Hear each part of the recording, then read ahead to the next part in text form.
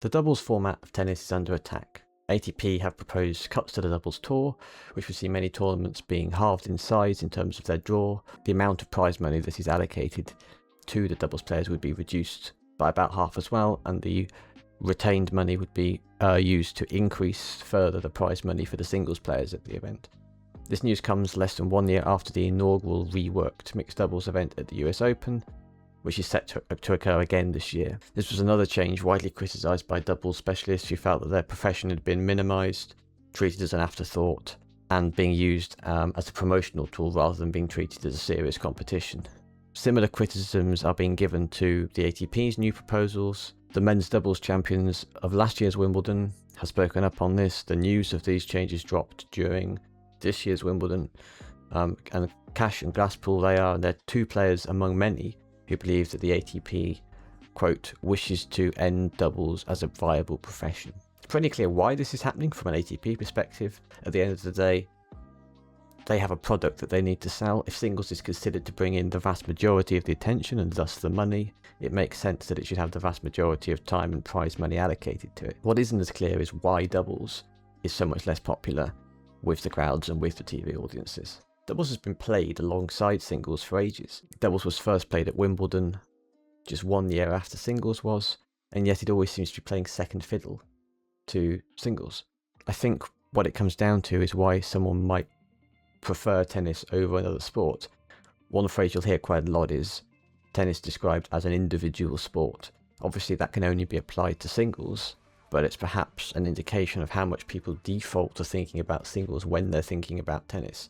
Ask someone who the greatest player is, they're unlikely to respond with the name of a doubles specialist. There's more money and fame in singles, and because of that, there's more attention on it.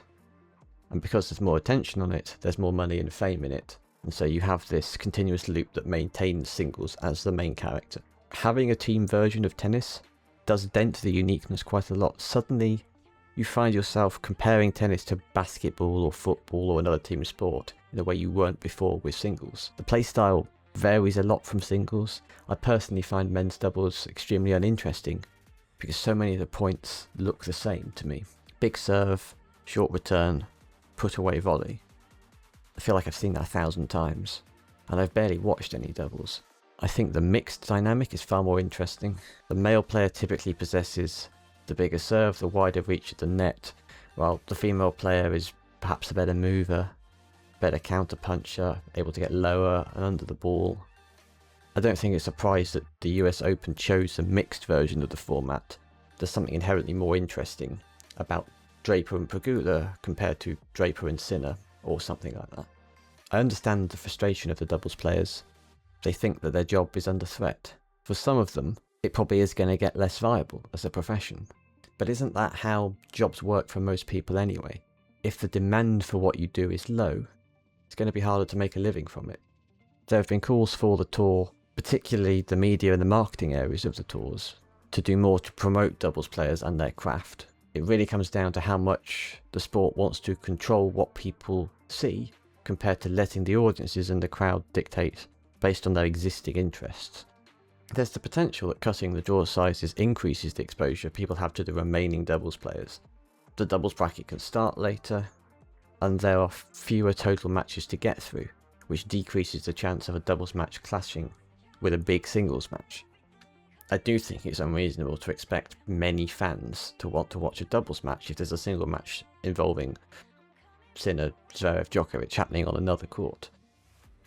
Ultimately, I think doubles players are allowed to feel disappointed, but they also need to understand that nobody owes them a job.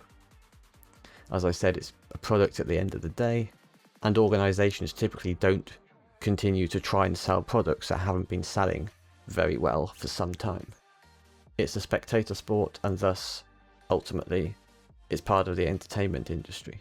Lastly, let's be brutally honest, doubles players are worse players. Sure, they're probably better at volleying because they do it more often, but on the whole, doubles specialists are not strong singles players. Some people will dispute this, but I struggle to believe that anyone would remain as a doubles specialist if they could play singles like prime Roger Federer. It feels like a plan B for a lot of players. It's nothing to be ashamed of, but it's probably less entertaining to witness. There's no finalised changes being made so far. All we've heard about really is proposals, so we can't say for certain whether these changes will be enacted. But it definitely seems to be a proposal that's on trend with a lot of the discourse around doubles at the moment, which is from the media and from some of the audiences questioning why this isn't as popular, and from the tours and from the sponsors and investors. Look, it seems singles has always been the main element of the sport, and it looks like it's going to continue to do so. That's all. Thanks for listening to me waffle for a bit. I'll see you in the next one.